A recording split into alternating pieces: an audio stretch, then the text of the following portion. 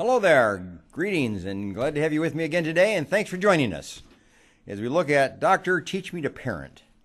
And that's a very important issue that we as families need to give thought to. Learning from each other, learning from books, learning from experts, learning from our children, learning from our friends, how to parent.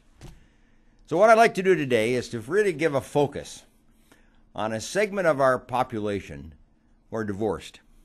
So if you're divorced, if you are a child of a divorced family, if you have divorce in your family, if you have friends that are divorced, this is the program to watch.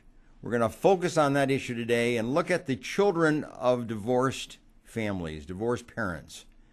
So if you know somebody that ought to be watching because they're in the process of divorcing, or they've recently divorced, or they're having trouble with their divorce and their parenting relationships, this is the program to watch. So give them a call, text them, and just tell them to tune in so they can join us today and perhaps really learn some very important strategies and ideas that might be helpful. Because divorce is a stressful event. It's one of the most stressful events in the life of a child. It's just stressful in the life of a parent going through divorce. It's one of the top 10 areas of stress. But for children, it's probably one of the number one or number two, the death of a parent and the divorce of a parent.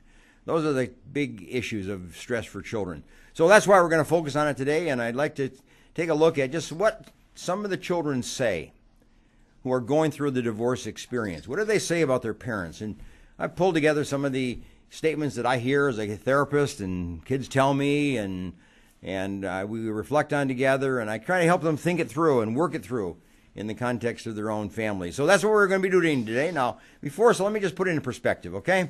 And listen to this quote because it puts the whole context of today's program in perspective. You really don't know how you feel until you start speaking, or you pick up a pen and start writing. So think of it in that context, okay? You have feelings, and you have a sense of what they are, but you really don't understand your feelings. You really don't understand your thoughts. You really don't understand your ideas until you speak. And that's what we need in our family, are people who speak. In fact, that may be one of the answers to divorce. If parents spoke a little bit more and more often and in a better way, that might eliminate some of the divorces that do in fact take place. But it's the perspective of picking up a pen and writing, opening your mouth and speaking so that kids can interact with you and you can interact with your children and learn. Not only do you learn your children what they think and feel and so on, but you learn how you feel, how you sense, and how you put values forth, and what your priorities are. So speaking and writing are the two key issues as to how you bring together the family or make it function at a much higher level than it has ever before. Now, let's take a look at some of the things that kids say. You know, I've talked to kids who are going through divorce, and you wonder kind of what is their experience? What is it that they feel? What is it that they sense? And I've asked them questions about that to give me some of the perspective of their own parents as going through the divorce experience. And we're going to kind of walk through a list of things that these kids say, and I'm doing it kind of in a priority way. Some of the things that are very important to these kids. And as parents, we need to listen. We need to learn from our kids. We need to learn from our kids the idea of what they experience and how we can help them the best. Because you have to remember, if you have kids and you're going through divorce, it's not about you. It's about your kids. It's the best interest of your kids. And it's to do no detriment to your kids. Those are the two key ideas, okay? You want the best interest of them to prevail and to be out in front, and you don't want to do anything that will put them in their detriment. So that's what the two key things are. So when you divorce, you are not the first person. Your wife, your spouse is not the first person. The children are the first person now. And here's what they say. They want you as parents to resolve your feelings of guilt, of fear, and of anger. Now, they know you're angry at each other. They know that. But they want you to resolve it so you stop arguing, so you stop fighting with each other in front of them. Kids do not like parents fighting in front of them. And we know that when parents fight, it's because they're afraid. They're fearful of what's before them in the future. They're both entering into a world of unknown. And everybody's afraid and everybody's scared. The kids are afraid. You're afraid.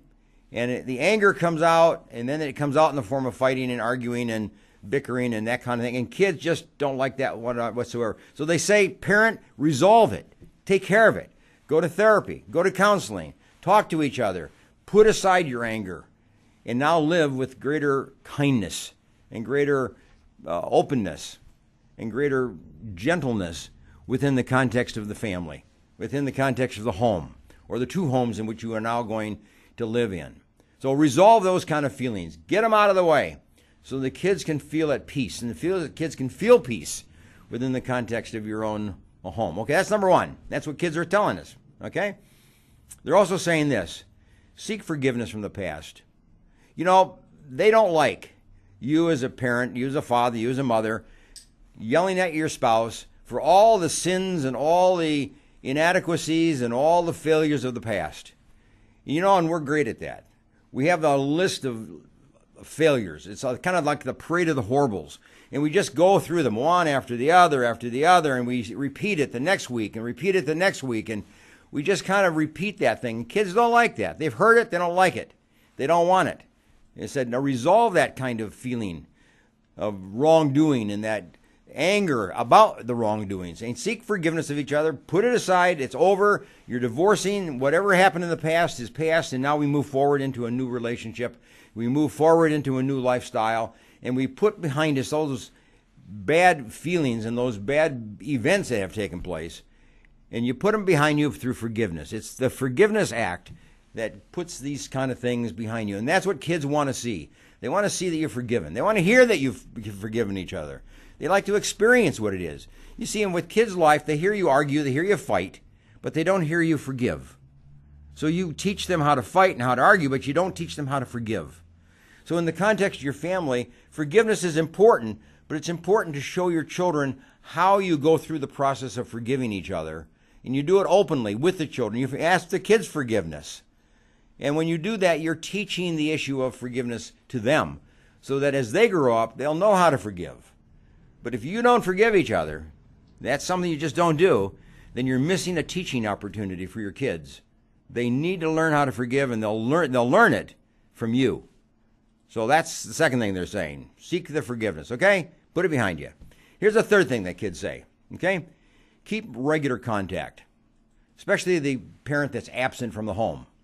The children live primarily in one home usually. Sometimes it's 50-50 and whatever it is. But the absent parent, whether it's a full-time absent parent or a partial, half-time, or whatever it is, the absent parent, the kids want that parent to keep in regular contact and keep a regular schedule. They don't like it when the schedule fluctuates, or when you show up one time and you don't show up another time, or you call and say you're going to come and then you don't come, or you say you're going to come at 7 o'clock and you don't come until 9 o'clock, or you say you're going to come home at 6 and you don't come home until 8. You know, whatever it is. Kids want a predictable, regular schedule from their parents, and particularly the absent parent. They wait for that. They anticipate it. And when you're off schedule, they get off schedule, and that's a stressful event for kids, and you're putting kids through a stress. You don't need to do that. So whatever you promise, do it. Whatever time you promise, be there.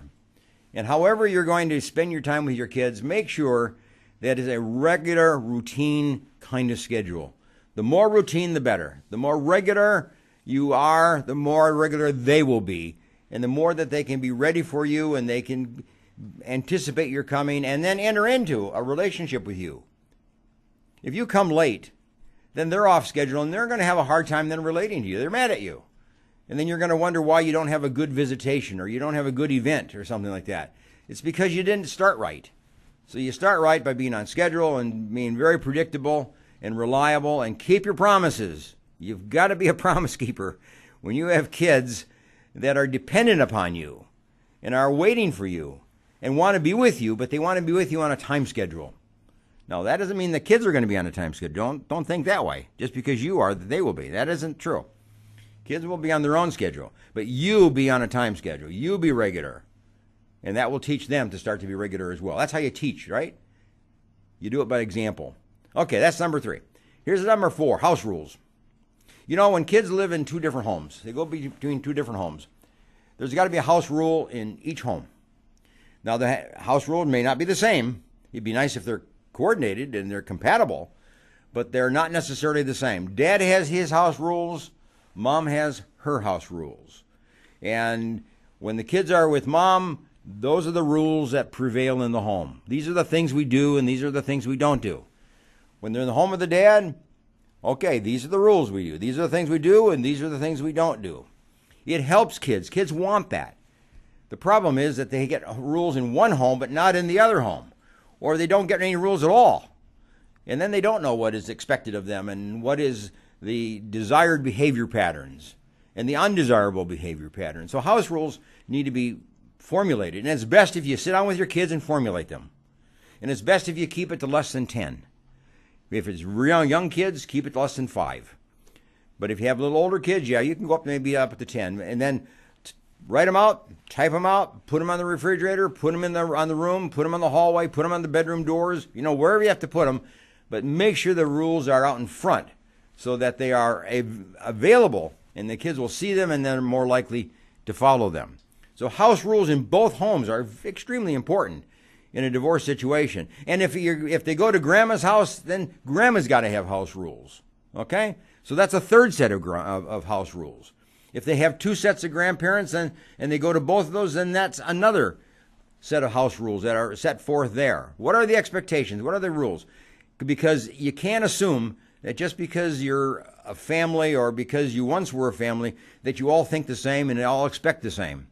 You may have very different expectations, and kids need to know what they are depending on where they are. It's just like when they go to school. There are rules in the schoolroom. The schools have rules. When you walk down the street, we in society have rules. So there are rules all over. So teach children how to develop rules, how to honor them, how to follow them, how to respect them, how to obey them, and then benefit, from. That's what you're trying to do, with the kids. So house rules are extremely important. And then lastly, let me just say this. You have to keep a memory record. When your kids come to your house as a visiting parent, if you're the father and they come and visit you, you're the mother, they come and visit you, keep a record of what you did. Keep a record of where you went. Keep a record of who you visited. Keep a record of the movies that you went to see. Keep a record of the food that you ate. Kids want to see that written down so 5 years from now they can come back and see what took place during the visits. They have kind of a review, have kind of a way to memorize what took place. So keep a record and keep a little diary, keep a little picture book or whatever you want to do, but keep some kind of a record of what took place during the course of the visitation. And you're doing it for your kids' future, so they'll have a record later on, okay? Now, I got some other things that kids want you as parents to know. We're going to take a little break here for a minute and come back and pick up a few more of these. But these are the kind of things that kids who are going through a divorce and their parents are in the process of divorcing want their parents to know. They want their parents to ask them these kind of issues. And today we're going to review a few more, and I'll see you in just a few minutes.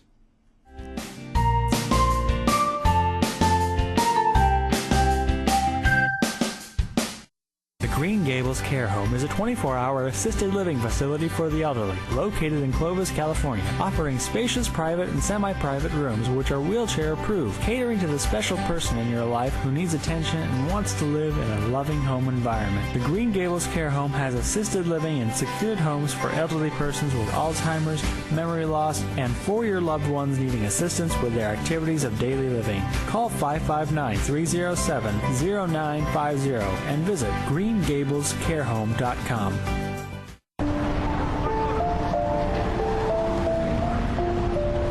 Sometimes good intentions hurt rather than help.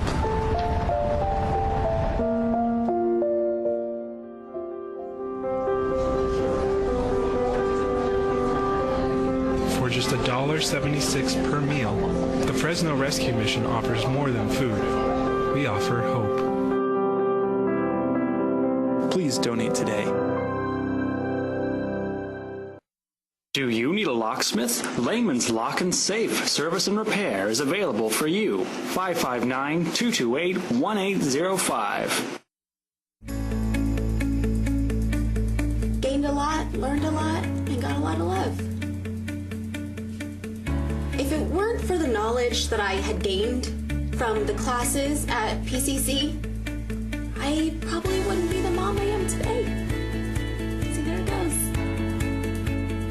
I would love you to meet my son Aaron. My situation was very difficult. I didn't know how my life was going to turn out. We graduated in June 2010 and we got married in July. And through family, the Pregnancy Care Center changed our lives. The Pregnancy Care Center was a huge, vital part in helping me walk through that pregnancy, in educating me and loving on me during that time.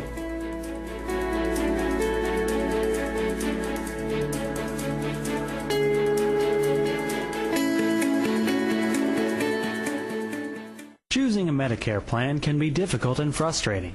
Susan Hatch can guide you through the Medicare maze and help find the right plan for you. Susan helps people understand the confusing and drastic changes that occur every year in Medicare. Susan will only recommend plans that will protect your assets and allow you to continue to see your personal doctor. As a 100% independent agent, Susan is not controlled by any particular insurance company to steer a person onto any one particular plan. Susan was awarded the #1 Medicare supplement agent in California. Look for Susan's Medicare question and answers every Monday in the Fresno Bee. Call Susan at 559-307-2287 and visit MedicareToday.net. Come learn how to be a better author at the Christian Writers Seminar at Good Shepherd Lutheran Church on Saturday, February 10th, 2018. CentralValleyTalk.com.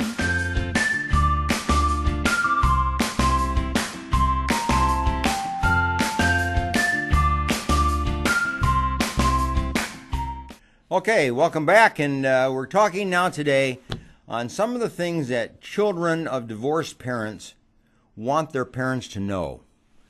And this comes from my years of counseling children and families going through this process of a divorce.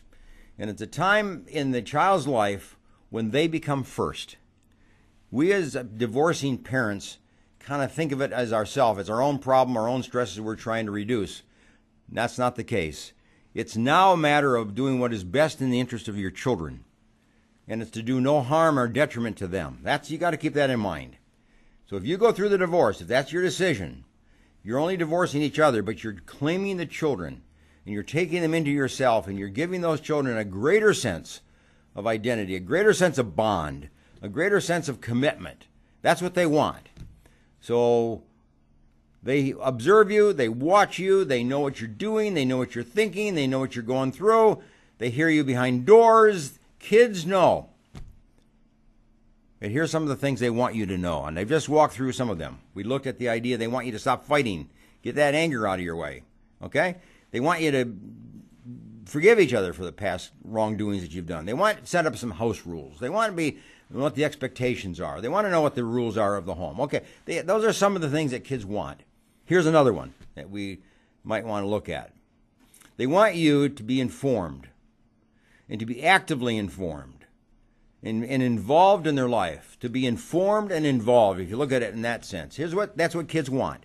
They want you to know what they're doing at school, at church, with their friends, on playgrounds, in sports that they're involved in. They want you to invest yourself, put yourself into their activities so that you're informed of what they're doing and who they're with and how well they're progressing.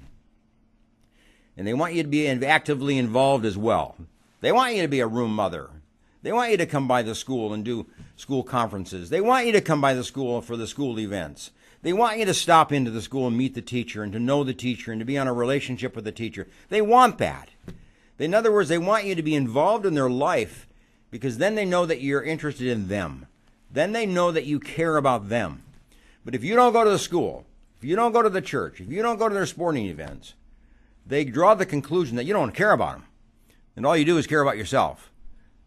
And that's not the way to end a relationship, and it's not the way to claim your children. So make sure that you become involved in your child's life and the child's array of activities, whatever they are and wherever they are. You be there. You have to give up some of your own interests. You have some of your own preferences for the sake of the children now, because they are number one in your life. And they want you to bond with them. So they want you to know what they're doing, and they want you to be involved in what they're doing. That's really what kids are saying, okay? Now, here's the next thing they're also saying. They want you to set up an educational fund. Kids get this idea, and they get it early in life, by the way. Will I be able to go to college? Will I be able to go on to college, or will I just be relegated to going to the local college? Will I have a variety? Will I have choice? Will I have a variety of school choices? They want you to set some money aside for them so they can go to school. You know, one of the sad things about divorce is that parents may spend $10 or $20 or $30,000 divorcing, giving that money to the courts and to attorneys and various other sources, experts and so on, when they could have put that money into a fund for their children's education. So the kids start to see that all this money goes out, and they think that there will be no money for them when they get to that point where they want to go to school. And they want to have a choice. They want to be able to go to school of their choice. And that takes money. So there is a fund that is known as the 529 plan. You get it at a bank or a financial house. You can set up a plan. You just put money into it every month. It's like a mutual fund. You just put into it every month, and that money will accumulate, and that money will add up. So when the kids are through with high school and ready to go to college, there's a sum of money there that they can use for educational purposes. It's protected for educational purposes. It's a 529 plan. Ask your banker about it, and they'll help you figure it out and open up such a plan. But cut down all the anger and all the bickering and all the fighting that leads to a costly divorce, and put that money into an educational plan for your kids. In the long run, that's where you win. That's the win. When your kids can go on and be educated and become fully educated people and a contributing member of our society and be a successful person, then you have won in the divorce court. Winning is not just going to a hearing and coming out with a judge's decision that he favored your idea or the other person's idea. That's not winning. Nobody wins there. Kids win when they can have a full life, and that full life means an education that goes beyond high school. And you're committing yourself to that, and you're putting some money into a fund of that nature. Stop the expenses going to attorneys and courts and all these other places, and that's important. Some of that needs to be done, but not excessively. So be careful, on that particular point. Okay? Now, that's education.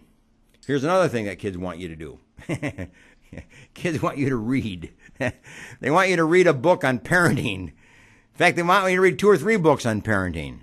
Okay? They want you to read newspaper articles and magazine articles on parenting. They want you to go to a lecture on parenting. They want you to watch this program, Teach Me to Parent. They want you to watch these kind of things. They want you to learn these kind of things. They want you to buy my book, Dr. Teach Me to Parent.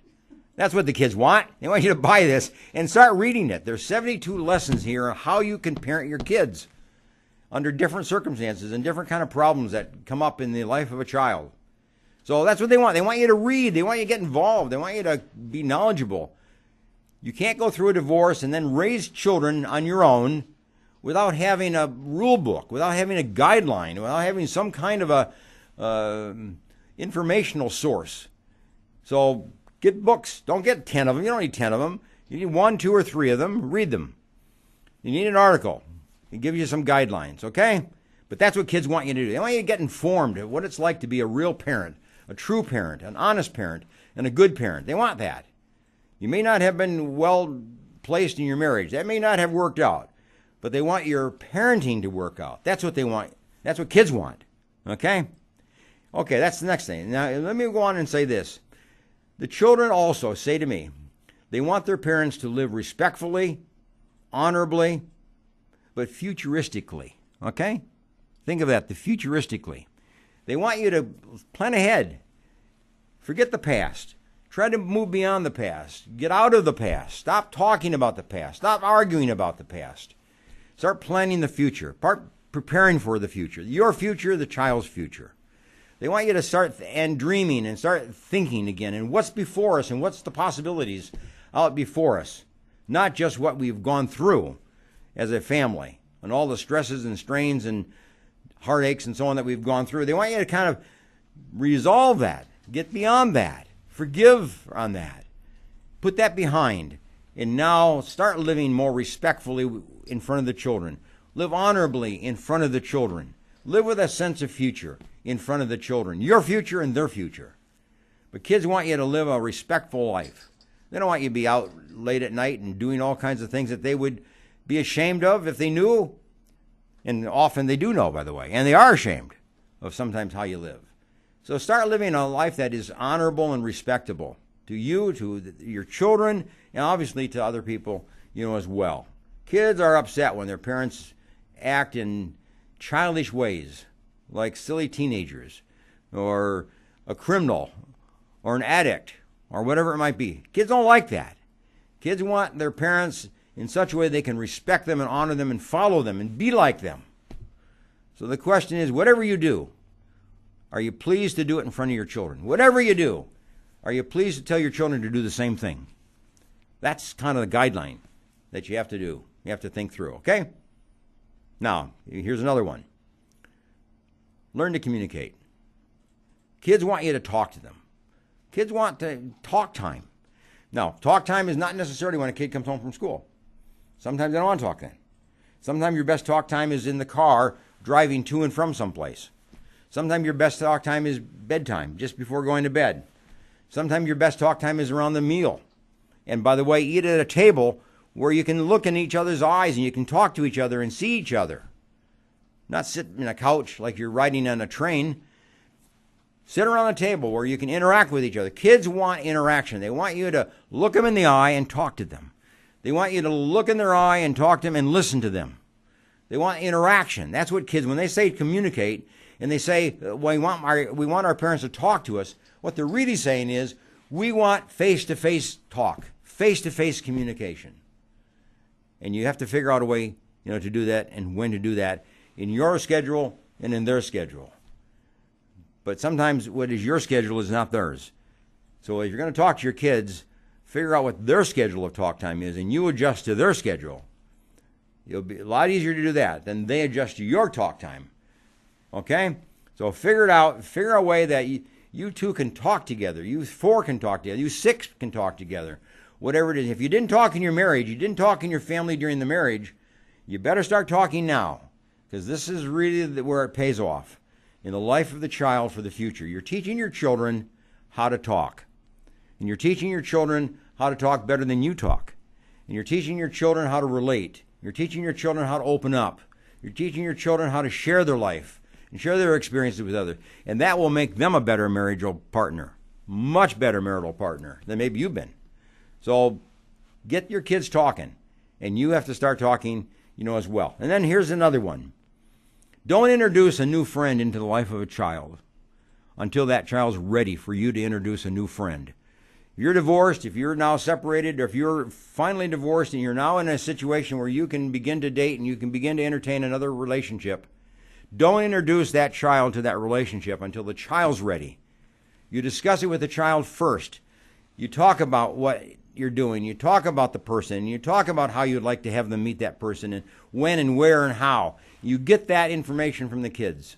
But don't just drop somebody into their life because it's important to you.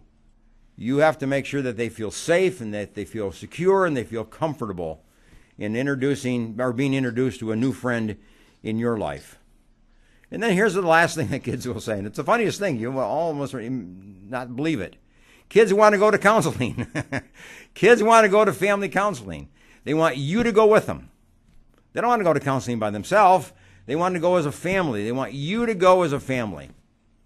Now, when you're divorced, they want mom to go with them on occasion, and they want dad to go with them on occasion. You don't go together because now you're divorced. But they want dad and the kids to go. They want the kids and mom to go. And then they want the kids to go separately and then together. And the various kind of family dynamics and the family combinations. Kids want to talk, and counseling is a place where kids can talk, and they can talk freely and openly and safely. And that's what kids want. So you may not like counseling. You may be afraid of counseling. You may have had a bad experience. I don't know. Whatever it might be, you got to put that aside. Because now you're in a divorce situation, and kids need a place where they can open up and talk and share their feelings and share their fears and tell you what they want and ask something of you and tell you how you're behaving and how they would like to see you behave differently and all those kind of things. That's what goes on in a family counseling format. So, funny as it might seem, kids want counseling, but they want you to be there with them and to participate with them. That's what kids are talking about, okay? So there we are. I gave you 12 things that kids tell me about you as a divorcing parent and what they want you to know as a divorced parent or a divorcing parent. They want their life to be rich. They want their life to be strong, and they want their life to be powerful, not overburdened with stress. And you can do that by honoring these kids in some of these areas of life. Now, if you listen to those points, now maybe 4 or 5 of them apply to you. Maybe you really need to take them in heart and do something about 4 or 5 of them. Maybe the rest of them don't really matter to you. Maybe you're okay in those areas. Or maybe only one of these points you really need to work on. But whatever it is, take the point, work on it, improve on it, and then discuss it with your kids to make sure that they're on the same page as you and they agree with you and that they give you some feedback and tell you what they think and how they feel about it, okay? So this is an open issue. Share it with your kids, okay? Now, we're going to take a break here, and I want you to go get a cup of coffee, and we're going to come back, and here's going to be the issue. Divorced parents often disconnect with their children. They often disconnect with each other as husband and wife, mother and father, but at the same time, they often disconnect with their kids. And parents don't want that. And kids don't want that. Kids do not want their parents to disconnect. They want you to be connected to them. So we're going to look at a couple ways in which you as a parent can connect with your children. And to make sure there's a bond, you have to rebond. You got to start all over again in this connection and this bonding with your kids. And we're going to take a look at that when we come back from our break. So get your coffee. And see you in a couple of minutes, okay?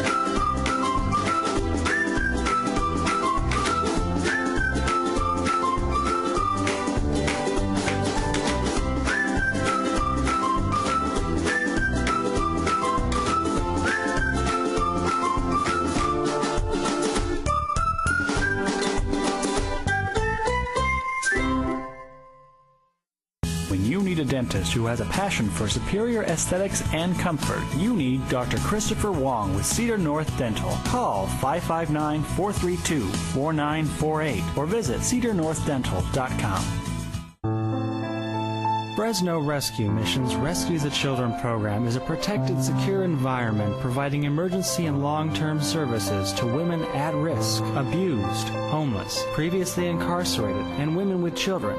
The community provides women and their children a place to get away from destructive lifestyles, offering a place to heal, learn, and grow. Give to the Fresno Rescue Mission today.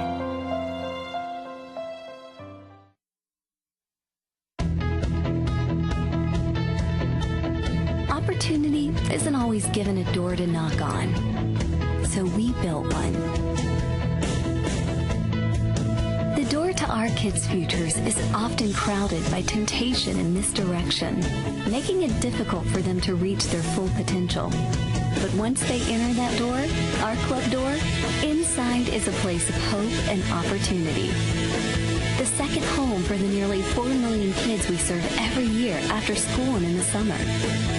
Inside our doors, youth development professionals and mentors provide the guidance, support, and encouragement needed for every kid and teen in an enriching and safe environment, no matter their circumstances.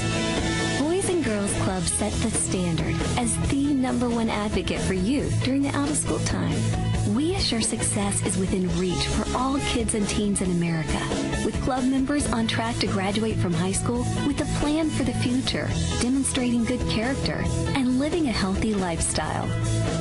We're leading America's youth, fostering success well beyond the basketball court through hundreds of programs, from robotics to the culinary arts. providing unlimited opportunities for those seeking. This hope and opportunity builds character, creates leaders, and helps all kids define their future. Ensuring young people find their passions, reach for their dreams, and achieve their full potential. Much can be found inside our 4,000 doors nationwide and on military installations around the world. Boys and Girls Clubs is the opportunity for all kids, and our doors are open. Great futures start here.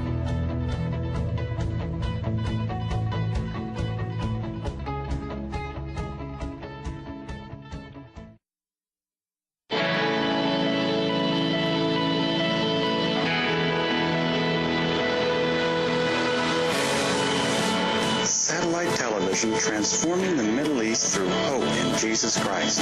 Sat7USA.org. CentralValleyTalk.com.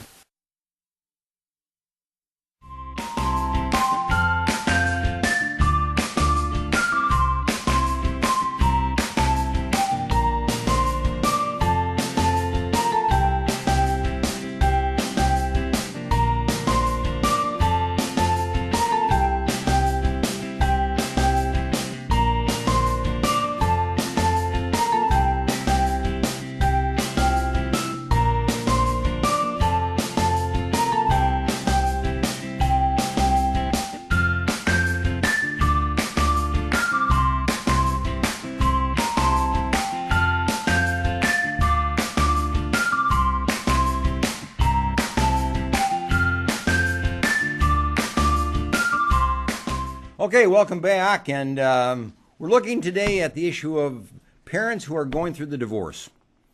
And what I'm really focusing on are the children of divorced parents, the children who experience divorce secondarily. They have to live with it. They have to hear what goes on between two parents who are going through the divorce. They hear what's going behind the door. They know that. They hear what's going on behind the doors. They know, they see you interact. They watch you. They're learning how to divorce when you go through the divorce. They're learning how to do it themselves. And they learn how to talk, and they learn how to argue, and they learn how to fight, and they learn how to yell at each other. That's what they learn when you go through divorce. These are some of the things that kids learn. And what's important is that you stop that and start teaching the child or the children how to behave in a respectable, honorable way. And you treat each other with respect and honor. You're not married anymore. You've made that decision now to disassociate from each other, to disconnect from each other. You made that decision. That's a decision made. That's gone. Now live in harmony with each other. You're not responsible for each other. You're not bound to each other. You're not hooked to each other. But now hook yourself to kids. Hook yourself to your kids. That's what kids want. They want you to be connected with them, as in they've never experienced before. So what I want to do is kind of give you a couple points about how you, as a parent, can reconnect with your children in the divorce process. How you can bring your children into your life. How you can put yourself into the life of your child. How you can become a bond. How you can become a unit. How you can become a tribe. Just you as a father and your children. You as a mother and your children. They want to be connected. Kids want to be connected. They don't want to be disconnected. They don't want to be disassociated. They don't want to be forgotten. And that's the whole problem of divorce. They hear what you're doing for each other, but kids then begin to worry, what's going to happen to me? Where am I going? What's going to happen to my life? What's my future? That's what kids kind of ask that kind of question. So they want you as a parent to connect with them and stay connected with them and commit to that connection, with them. Okay, now how do you connect with your kids, okay? How do you connect with your kids? Let me give you a couple examples, okay? Number one, kids want you to connect with their teachers and their school. When you go to the school of your child, you're telling your child that school and education is important. And you're telling your child that when they're going to school and how they behave at school and how they perform at school and how they achieve at school is important. So it's a double message. You're not just telling your kids that they're important, but you're telling your kids that education is important because you are connecting with the school and you're connecting with the teacher. And you need to know that. You need to know that the kids kind of drive that conclusion. But if you don't show up at school, you don't go to conferences, you don't know the teacher, you don't show up at events, you're telling your kids that school's not very important. And they're on their own. And that's how they'll do. They'll not do very well. So that's why we have low grades. That way we have low performance in many of our schools with many of our kids. Because you as a parent are giving the message that school's not important. So start connecting with your kids. Tell your kids that it is important what they do, and do it by your own behavior. Show up at school. Show up with your teacher. Talk to your teacher. Get to know your teacher. Email back and forth with your teacher. Get some communication going. That tells the kid a great deal. Okay, here's number 2. Connect with your friends or the friends of your kids and their parents. Kids want you to know their friends. Kids want you to know the parents of their friends. They don't want you to be out in the left field and unknown to their friends. They want to bring their friends into your home. They want you to enter into social events with them and their friends. They want you to call their parents, the friends' parents. They want you to do things as a family sometimes between your family and the family of the kids' friends. I mean, that's the connection. It's a matter of bonding together, not just you and your kids. It's your kids and their friends, and then their friends' parents. They like to see that circle of relationship improved and strengthened. And you need to speak well of their friends. Now, if you cannot speak well of their friends, and this is the point about getting to know their friends, if you think that friend that they have is not right for them, then you got to take some action and get that friend out of their life. You got to get that friend out of their life. If that's not a good friend, then you aren't going to know that until you know their friends. You're not going to know if your kids are hanging out with good kids or bad kids, or kids that are educationally committed or educationally uncommitted. You want your kids to have good friends, and you will only know that by knowing who they are and knowing something about them. And then you can take the appropriate action either to encourage that relationship or discourage that relationship. We do that as parents. We've always done that as parents. I've done that as a parent. Sometimes you got to take that tough stance of cutting somebody out of the life of a kid. Okay? That's number 2. Here's number 3. Kids want you to connect with a family counselor. Kids want you to connect with a family counselor. They want you to go to a counselor, get somebody that will work with you as a family, and then involve the family in a family counseling program, in a family therapy program. That's what kids want. They want you to connect with them at counseling, because then they can talk to you more openly. Then they can talk to you more freely. Then they can be drawn out of some of the things they feel and some of the things that are hard to say and some of the things that are hard to explain. A therapist can help you do that and help the children do that. So make sure that you connect with your kids through a family counselor. There are marriage and family counselors, there are social workers, there are psychologists. So get somebody to work with you as a family. And when you do that, your kids will then open up and they'll relate to you in a much more favorable way. And some of the tension and some of the anger and some of the anxiety and some of the fear can be reduced by having those kind of conversations with a family therapist. So that's what they want. They want you to connect with them through a counselor. So go find one and start working with one. It may be 2 sessions. It might be 20 sessions. We don't know. But it's a matter of making sure that you do what the right thing is and help your kids connect with you and relate to you through a counseling format. Okay, that's what they want you to do. Now, here's the 4th thing they want you to do. They want to connect you with their coaches. They want you to connect with their coaches, with their pastors, with their youth leaders, with their teachers, with anybody in their life who's a leader or who's an example to them or who is part of their life and teaching them in some way. They want you to know who they are, and they want you to be part of that process. If they're in a church and they have a youth leader, they want you to know that youth leader. If they're going to a church and have a pastor there, they want you to know that particular pastor. If they have a coach of some kind and they're in soccer or baseball or whatever it is, they want you to know that coach. In other words, they want you to connect, not be disconnected. So make sure that your kids have a connection with a leader, an adult leader, and that you have that same connection with them as well, and that you're a bond and you're a team and you're working together. So if you don't go to church and your kids do, get over there. Meet the pastor, meet the youth leader. Might even go to the church with them. But be part of their life. Connect with them, whatever it is. Put your pride aside and go ahead and be part of the kid's life, but particularly connect with the leaders in their life. And most kids have about three. Most kids have about three people besides their teacher that they listen to and they look to and they are associated with in some form of leadership or some form of influence on their life. And you need to know who they are and what they're like and if you agree. Okay? Now, that's number 4. Number 5 is this. Kids want you to connect with the extended family members of the family. Now, you're divorcing. Now, put it in context, okay? You're divorcing your wife. You're divorcing your husband. And your kids aren't divorced. They're not divorcing you. You're not divorcing your kids. They're part of your life. But same with grandparents. Grandparents aren't divorcing your kids. So if you have parents, kids want to continue to have relationships with those parents. The father's parents, the mother's parents, the aunts and the uncles and the cousins, these extended family members that have been part of their life for so long. They want to continue to be part of the life of this extended family. And now you as a divorced parent need to facilitate those relationships. Now, if you have an extended family member that is not a good relationship and not a good influence, and is a bad example on your kids, you either will eliminate that relationship or you'll restrict it greatly. You put some boundaries around that one. You need to guide that. But kids see the extended family members in a whole different light than you see them. So they may feel good about a grandparent that maybe you don't feel very good about. So it's the child's choice. It's the child's experience that you have to kind of understand.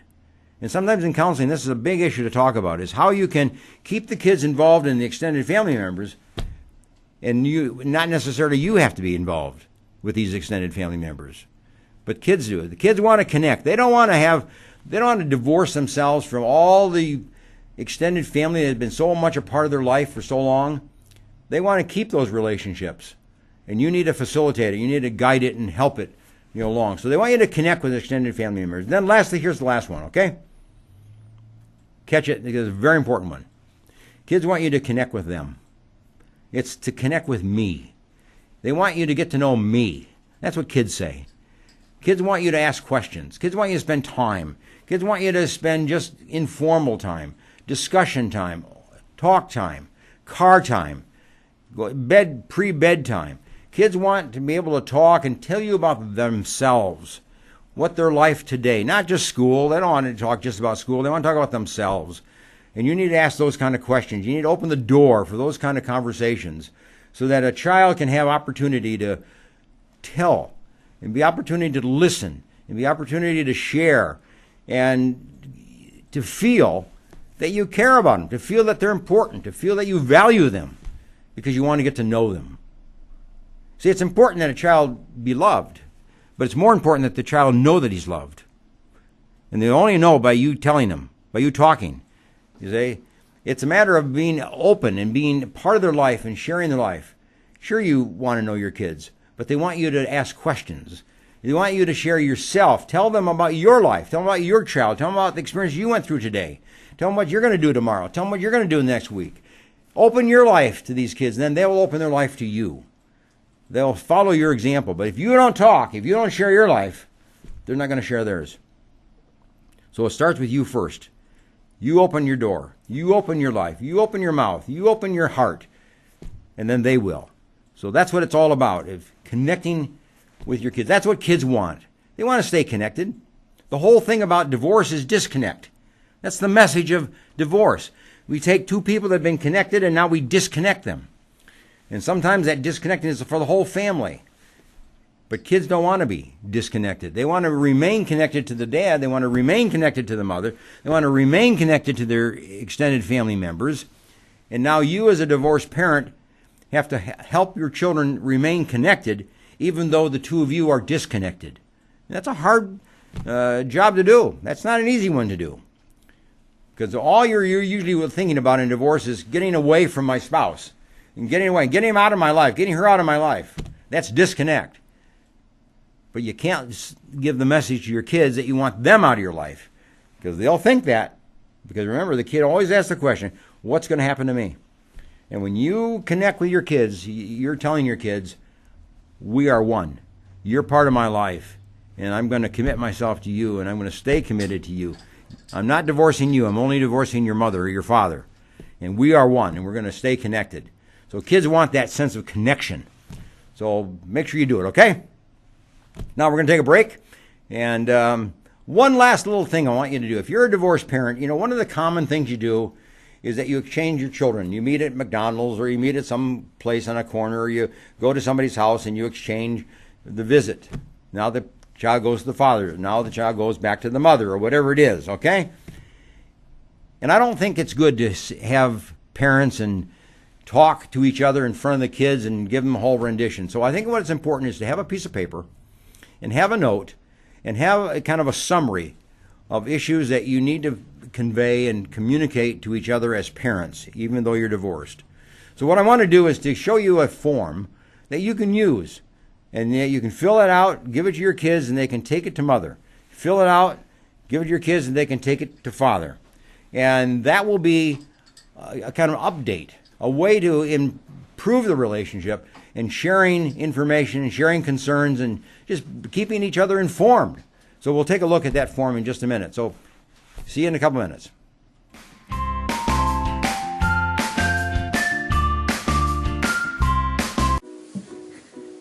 Hey there, world! I'd like to introduce you to someone really special and really cool. This is my mom. My mom is an amazing person. She is a writer. She is a newly transplanted Texan. She is a woman of faith, and she loves 80s music. She also is a person with a very rare genetic muscular disorder called Pompe disease. Pompe disease is a terminal, progressive illness. It's a genetic enzyme deficiency which ultimately leads to the destruction of your skeletal muscles. Those are the muscles that control how you move, your arms, your legs, and your torso. When your jaw or esophageal muscles are affected, you can no longer eat and require a feeding tube. When your diaphragm is impacted, you can't breathe on your own any longer and require a trach ventilator. When your legs are impacted, you will no longer be able to walk without assistance. You can lose bladder and bowel control. It affects children and adults, and eventually it kills you. It is rare, but it's real. Now, we're lucky. My mom's still able to walk, though she uses a cane to get around most of the time. She's still able to breathe unassisted, but she can't go upstairs, and she needs some kind of assistance to get up from a seated position, like if she's sitting in a chair. She has to examine every activity ahead of time to know if there are things like handicap parking, accessible buildings, and even functional bathrooms. All of her activities depend heavily on the weather. A windy day can be just as dangerous as an icy one. She jokes that you can tell what kind of day she's having by whether she can lift her arms high enough to do her hair. And she recently moved into a one-story house specifically with the idea that she's one day going to need a wheelchair to get around.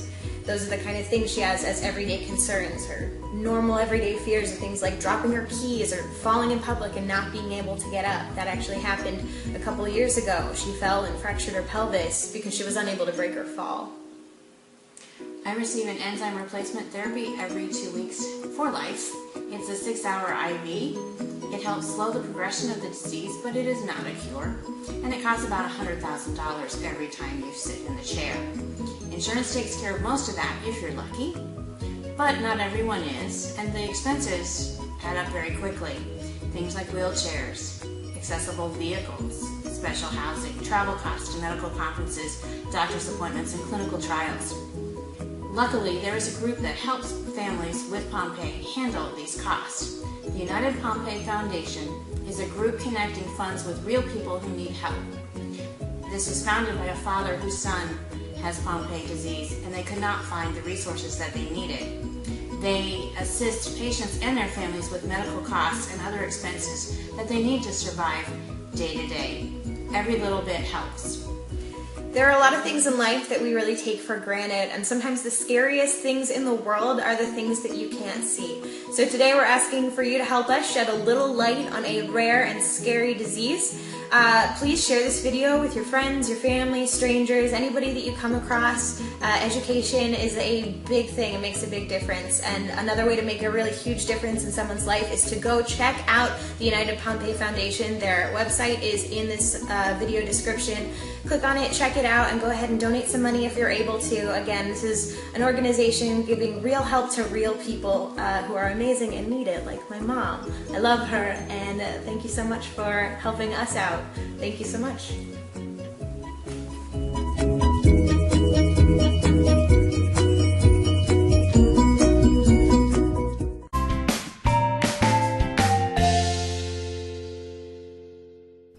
Okay, thanks for joining me today. We talked on the divorce situation in homes. And if you're a divorced parent, or you're in the process of divorcing, you need to listen to your kids and listen to what the kids want you to know. And that's what we've been talking about today.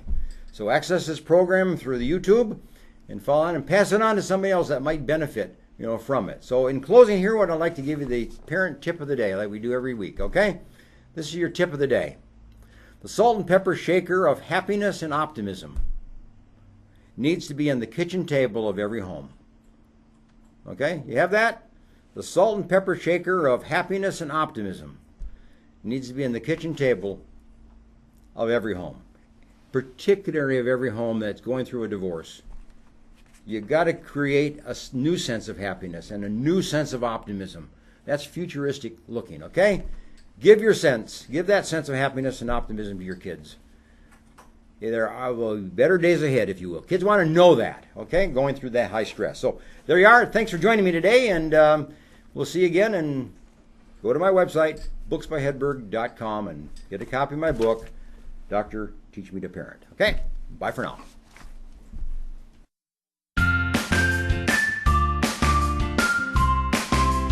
CentralValleyTalk.com